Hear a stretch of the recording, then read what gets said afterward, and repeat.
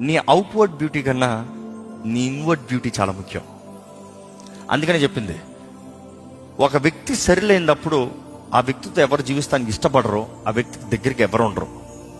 నాతో నా భర్త మాట్లాడుతలేదు, నాతో నా భార్య మాట్లాడుతున్నట్టు, maybe your inward beauty is not there, maybe your heart is not right.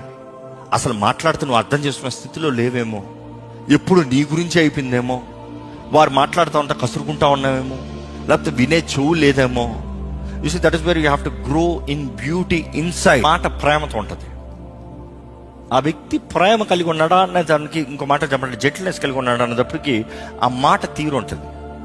ప్రేమను బట్టి ఒకరిని సరిదిద్దాలంటే ప్రేమను బట్టి, ఒకరిని గద్దించాలంటే ప్రేమను బట్టి, ఒకరు తప్పు చేసినప్పుడు వాక్యం చూస్తాము, ఒకరు తప్పు చేసినప్పుడు, ఒకరు పాపము చేసినప్పుడు, when someone sins, correct them with gentleness, talk to them with gentleness. వాడు తప్పు చేశాడు కదా అని ఎగరొద్దు, రేపు అదే తప్పు నువ్వు చేయొచ్చేమో వాటిలో రాయబడింది.